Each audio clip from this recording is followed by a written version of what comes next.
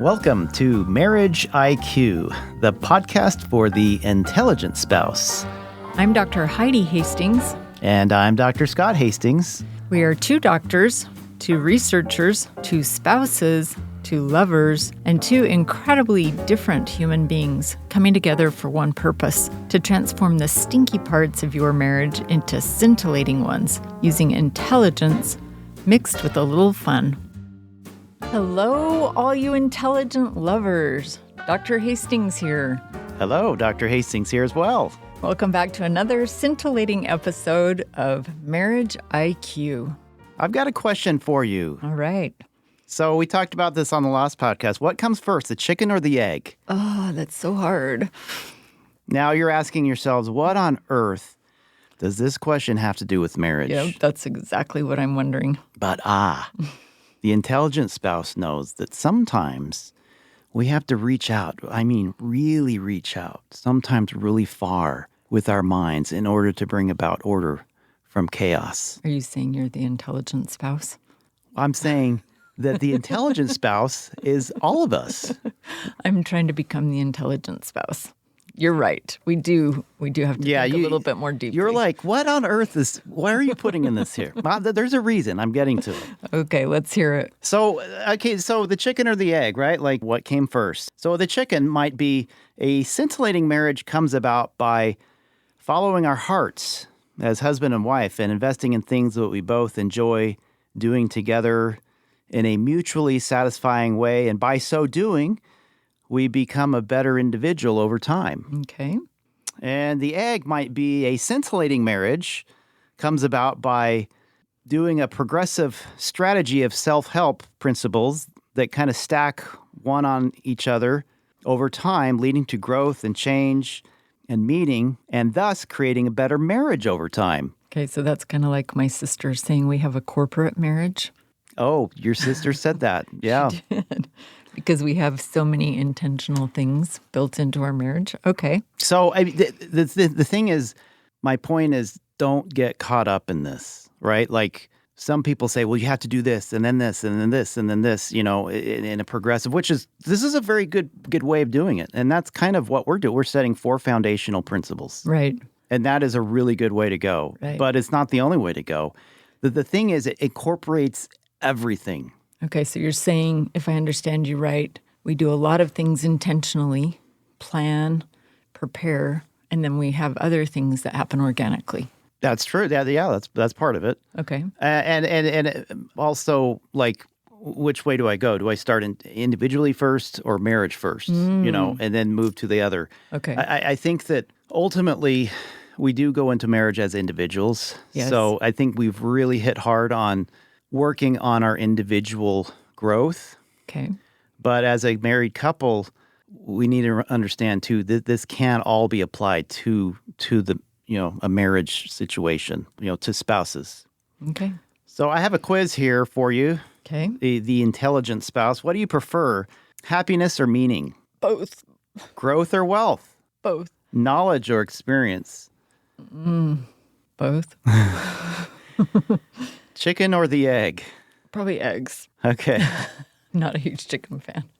All right. So the point is, that part doesn't matter that we answer it. The part that matters is that we approach from a very holistic point of view. So go with gusto either way. And maybe this is another good place to find balance. Yeah, right? That's a great point. So like in order to be an intelligent spouse, we need to be comfortable with talking to ourselves. I see you do that a lot. Yeah, I have. I don't do that really as much. Profound conversations with myself. I don't know if I should check in with a psychiatrist but I don't think it's weird. I think we have to. Like, it's fundamental to find out, who am I? I got to have this conversation. Whether out loud or in our head, right? That's right. Okay. If it's out loud, make sure no one's around with you. Yeah. Or just pretend like you're driving and talking out loud to yourself. Maybe people will just think that you're talking on your cell phone. Yeah, just pretend like you're on a headset or something. Okay. All right. Last time we did find a little bit more about ourselves and starting to create an identity. Now we're going to use that to become more of who we want to be. Okay. And to become more intentional. So you want to start where you are today, there are really some good resources out there. I know there is a good book I read recently called Atomic Habits, where there are goals, set goals that you chop up, small, simple daily goals to help keep you motivated. Okay. Now, some people say, well, that's a checklist. That doesn't create any meaning. Well, no. Let's back up. Yes, it does. It's there for those moments when you've lost that meaning and you need something to hold on to, because it happens every single day. Maybe not every day. It does to me. But I mean, yeah, it's there. It serves a purpose. Keeps us from, at the end of the day, saying, oh my gosh, what did I even do today? Right. So let's not be hasty to put checklists and goals into one corner or the other. Let's just balance that out. Right. And say, yeah, they're necessary. We all need checklists. Every one of us. We need goals. We need personal goals to motivate us and to bring us more into the person we want to be. And I think included with that, we need to have a vision of what we want, what the end goal is, right? If we're just making goals without having any kind of a vision of what we're striving towards in the long run, 1, 3, 5, 10 years down the road, or even longer, Yep. then those goals aren't really tied to anything. Yep, that's true. And that's something definitely we could spend a lot of time on. We'll talk about that in other podcasts. Yeah, so today I'm talking kind of like, what am I doing today? And, I wouldn't have known any of this stuff, to be honest, if I hadn't had a personal, really severe crisis in my own life. We talked about crises last time, but... What was your crisis? Well, I'm a... Crisis. Yeah, medical physician. We lived in Arizona. We had a, thriving practice in Arizona, and we decided to move to Texas, and we love very much. We do. But it forced me into a critical financial situation. I mean, it changed me from the inside out. I thought we were going to lose everything. Right. And We that's did a lose one very, business. very, very sobering thought. And as a man, where it's hardwired in me to provide for my family, That's one of your values. it was crushing. It fundamentally changed how I looked at life. This trial forced me to look at life differently. Mm-hmm. So I started bombarding myself with self-help books. Mm-hmm. Thank you to Audible. Audible, yes. I'd listen while I'm in the car running. It's been awesome. Mm-hmm. And I'm kind of an organizational geek anyway. I like to have everything kind of written out. So I started making these daily goals. I typed them up and plastered them in my calendar book that I carry around with me everywhere. Right. Yes, I have an iPhone, but it's just, for me, I like seeing stuff. And if I do, I review them every day, every morning. So some people might say, "Hey, Dr. Hastings, what are some of your personal daily goals?" I'm going to tell you. One of my daily goals is out of bed by 6:40. Out of bed, start meditation, 6:45. And I actually I put timers on my phone. Yes, he has alarms that go off every 5 to 10 minutes all morning long. Yeah. Well, it keeps me on tack because I have to be at work by 8:30. It has to happen. And then I have some other apps I work on. And then I review my daily goals. Yes, one of my daily goals is to review my daily goals. I know that's really mind-boggling, but it helps me keep that in my front of mind. It helps me stay intentional during the day, even when I'm not thinking about it, because I reviewed it that morning. Right. And then I review my personal affirmations. That helps me remember who I am. What we talked about last time, and maybe we can talk about more about these affirmations later. Right. But those are just some of the things that I've done. And I'll have to say there is an app that I use every single day, and it's called Strides. I've looked at a lot of apps, and for some reason I love this one because it's very practical. It has, your daily goals, check. Did I do this? It gives you an average. Okay, here's what you're doing, today, this week, last month, last year, and you get to compare and contrast.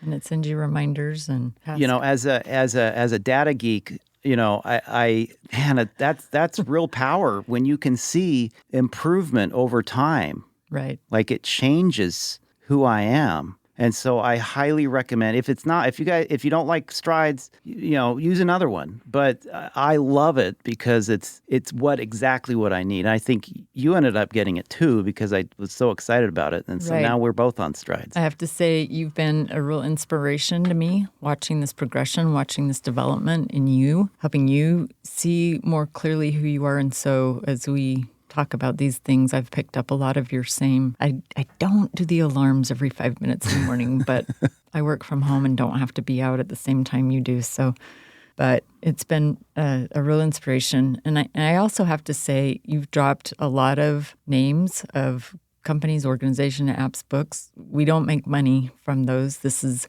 just we have zero kickback from interest. these. Yeah. We just want to let you know some of the things that have worked best for us. And if you're interested, go ahead and try them. If you have other ideas, we would love to hear back from you as our listeners about what works well for you. So you've done a great job of talking about some personal intentionality. Is it okay if I shift just a little bit and we talk about couple intentionality here? Let's shift. Okay. I was thinking about this, and I really see it as an analogy of following a recipe or building a house. They're both similar in some ways. In both, we start with a plan. The stakes for creating a recipe, for following a recipe, are pretty low. So in low levels of intentionality can really be tolerated. Maybe I don't measure. Maybe I look at what the ingredients are, and then I just throw some in, maybe I'm not exact about my measurements, and I may choose to throw some things in, substitute some things, or throw other things out. But when people are building a house, like we've done in the past, they spend months or even years sometimes intentionally communicating about each choice, from what kind of a foundation to have to what brand of windows, what kind of faucets, what toilet paper holders, from the big to the small. And as you look at a house, obviously its value is significantly more than a batch of cookies or something. But marriage, in our opinion, is the most valuable of all relationships and priorities, even above work, kids, which I know some people may disagree on that, but we believe marriage even is a higher priority than children because that's what gives them a solid foundation. It's more important than friends or religious involvement or...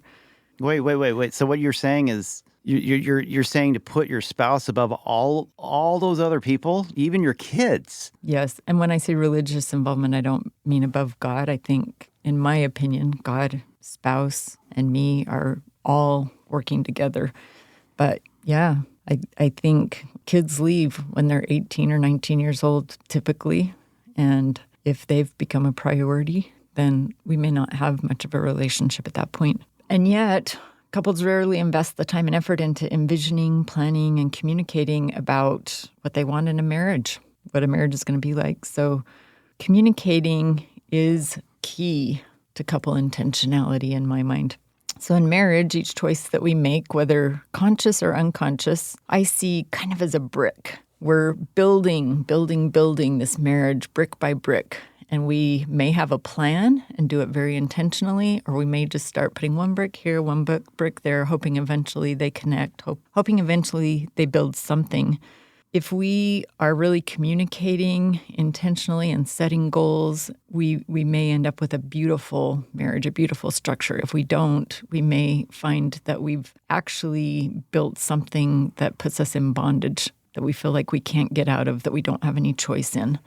That is when a lot of marital distress starts to happen. If we are very intentional, it builds commitment, and we're able to accomplish our goals and even thrive. So have you seen this happening, Scott, with couples where they just slide, where they build something so haphazardly that it ends up captivating them, putting them in bondage or in a place that they don't want to be, a relationship they don't want to be? Yeah, it's an interesting thought. You talk about brick by brick.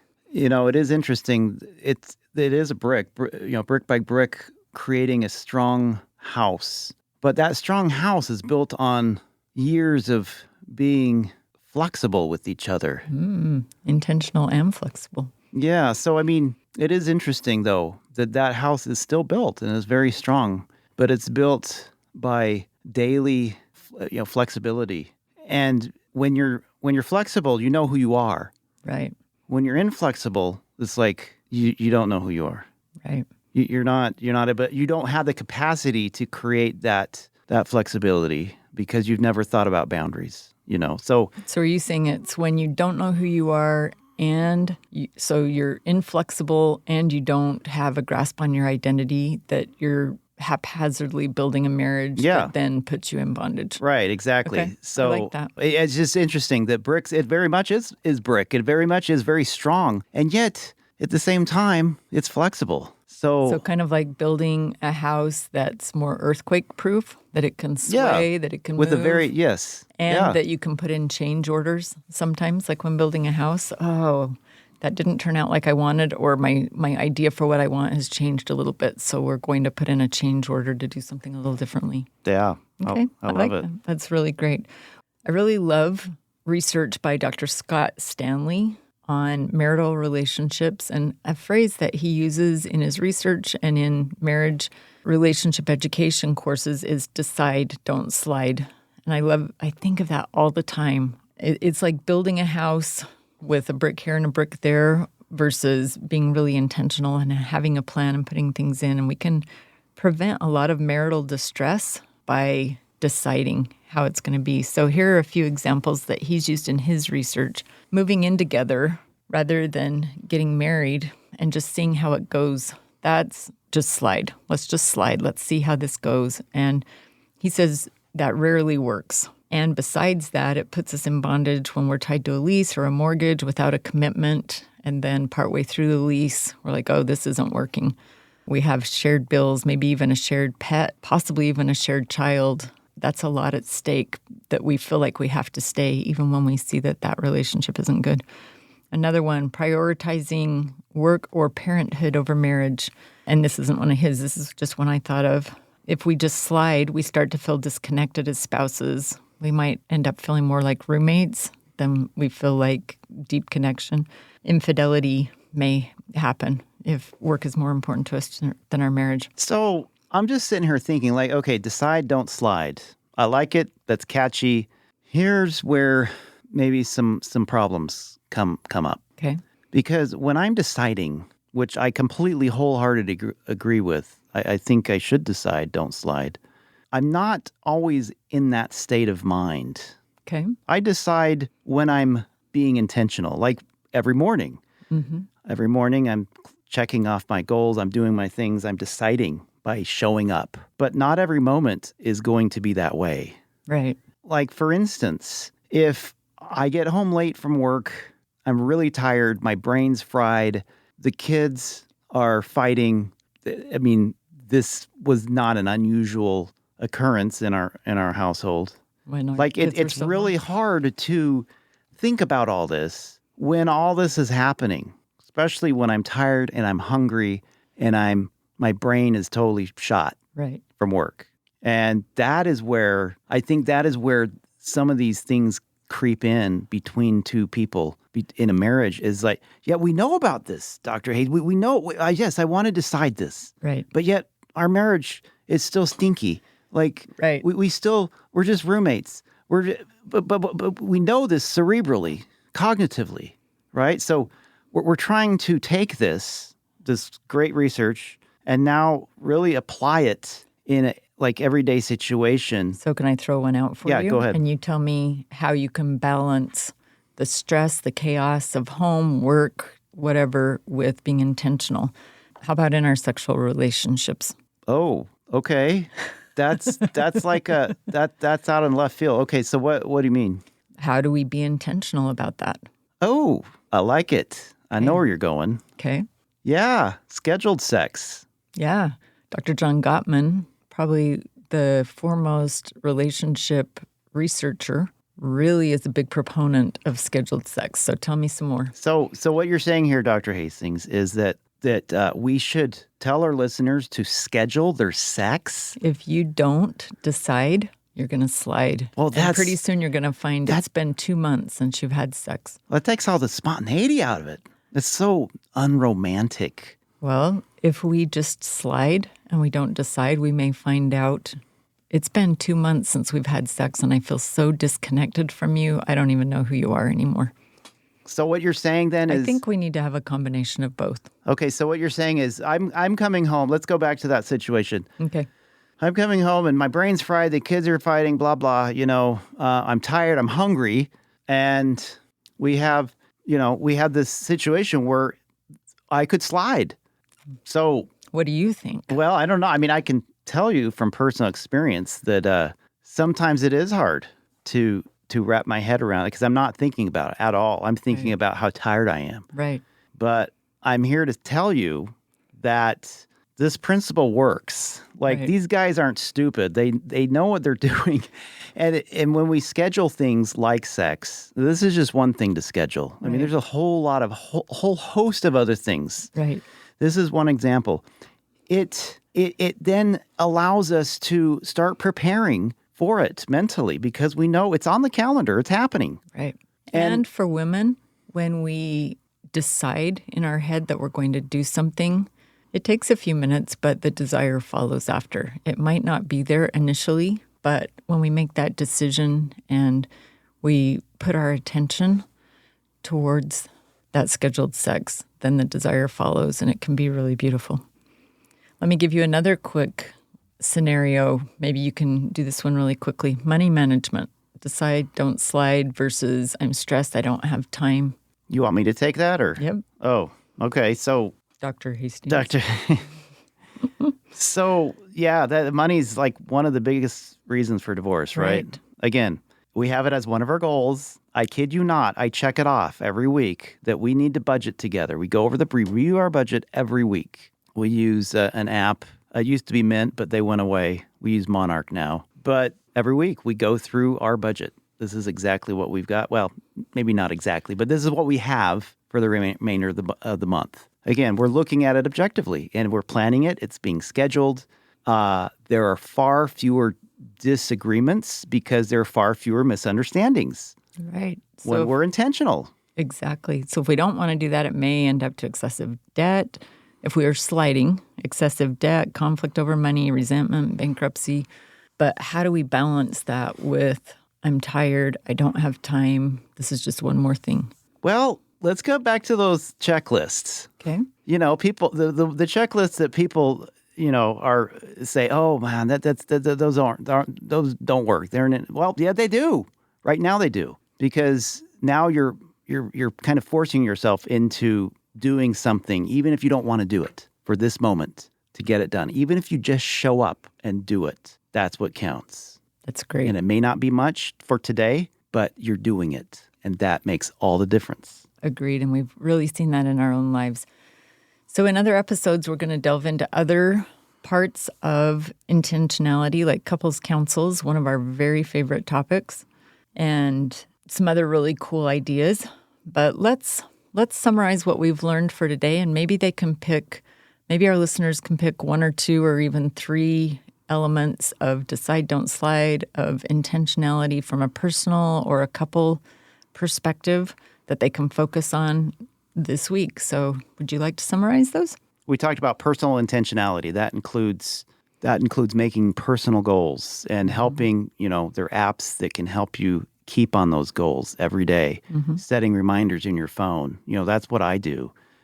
Couples intentionality, like intentionally setting goals, calendar dates for certain things like sex, for going over finances, weekly dates. It's in the calendar. It's happening. We talked about, decide it, don't slide, and what that means on a practical day-to-day basis, even when we're not feeling great. Right. Sometimes all we do is simply show up, and we do it. But that does make a big difference. We'd love to have you join us next week as we explore the third foundational cornerstone of an intelligent marriage, insight. All right. And we love this one too. All right. So rate our podcast wherever you listen. Tell others what you liked about it and share it. Text a link to anyone you think might enjoy hearing about becoming an intelligent spouse. So rate it, review it, and share it. And here's a question to kind of keep you hanging for next week.